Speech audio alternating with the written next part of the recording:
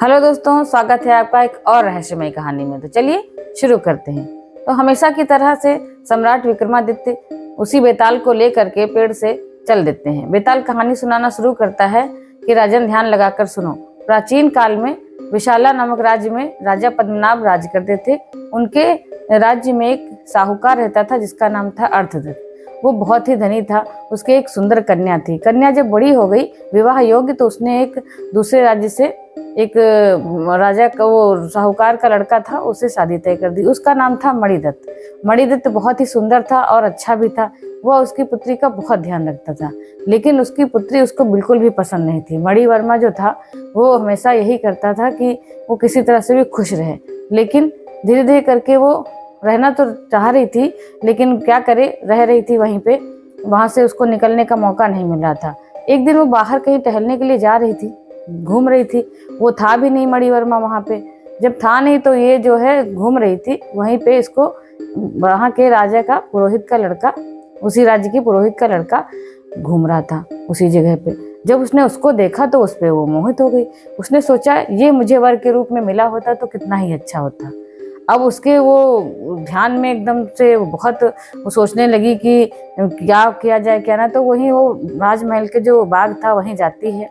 जाती वहां पे चंडी देवी के सामने प्रार्थना करती है कि हे चंडी माँ, मुझे जो है यही राजपुरोहित का लड़का वर के रूप में मिले। अगर ना मिले तो मैं अगले जन्म में इसकी पत्नी हूँ। इस तरह से वो वहां पे विनती करती है। लेकिन वो उसकी विनती तो करती है, उसके बाद वो बाहर जब आती है मंदिर से, और क्या करती है कि इतना परेशान होने लगती है कि उसी दुपट्टे से, अपने दुपट्टे को उतार करके और पेड़ पे ऊपर देख करके डाली से फांसी लगाना चाहती है। फांसी के फंदे पे झूलना चाहती है। लेकिन तब तक उसकी जो सहेली होती है, नाम उसकी लड़की की, और उसकी राजपुरोहित जो होता है उसी राज्य की एक और दासी होती, वो भी तोड़ी चली आ रही थी कि देखें क्या कर रही लड़की। भागती हुई जब आती तो वो पाती क्या है, तो मेरी सहेली ही है। तो दोनों ही उसको समझाती हैं कि तुम ये क्या कर रही हो, ये तुम्हें नहीं करना चाहिए। लेकिन वो उसकी कुछ भी नहीं सुनती नहीं है। तो वो बहुत समझाती है तो कहती है कि वो अपने मन की बात सारी बता देती है। अब उसकी सहेलियों से समझाती है कि देखो तुम परेशान मत हो, मैं तुम्हें पुरोहित के लड़के से मिलाने का प्रबंध करती हूँ। इस तरह से दोनों से समझा के चली जाती हैं। अगले ही दिन जो है उसकी सहेली जो होती है वो उसको मिलाने का प्रबंध करती है। दोनों को मिलाने का समय तय हो जाता है, और वो जो पुरोहित का लड़का होता है वो, और वो लड़की जो उसे मणिवर्मा के साथ शादी जिसकी हुई थी वो भी आती है।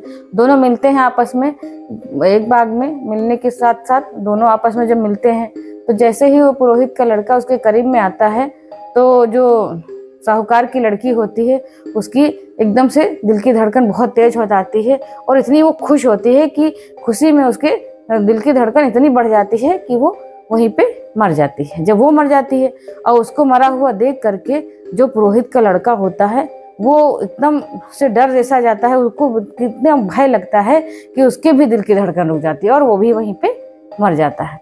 दोनों ही मिलने की खुशी में मर जाते हैं। इधर उसके बाद थोड़ी ही देर बाद उसका जो पति होता है, उसी पुत्री का, जो साहूकार की पुत्री होती है, वो भी वहीं पे पहुंच जाता है। वो पहुंचता है जब देखता क्या है कि उसकी पत्नी किसी और अजनबी के साथ में मृत पड़ी हुई है। अब वो पता चलता है कि वो पुरोहित का लड़का है। तो वो भी उस शोक उसको इतना हो जाता है कि अपनी पत्नी मंजरी को इतना चाहता है, उसी शोक में वो भी वहां पे मर जाता है। जब वो भी, उसके हृदय की गति रुक जाती है और वो मर जाता है। अब बेताल जो है वो पूछता है कि महाराज बताइए कि किसका प्रेम सबसे ज्यादा था, अंधा था।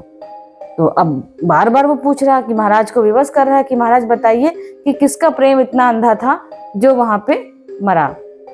तब राजा मुंह खोलते हैं, बताते हैं, विक्रमादित्य बताते हैं कि सुनो बेताल, जो पुरोहित का लड़का था वो उसकी खुशी में मरा, उससे मिलने की खुशी में, और जो उसकी दीवान की उसकी लड़की थी साहूकार की, वो भी खुशी में मरी। लेकिन जो उसका पति था, साहूकार का दामाद था, वो उसमें मरा। उसको बहुत प्रेम करता था उसकी पुत्री को, वो उसके शोक में मरा। इसीलिए उसका प्रेम जो है बहुत ही अंधा था, वो बहुत उसको चाहता था।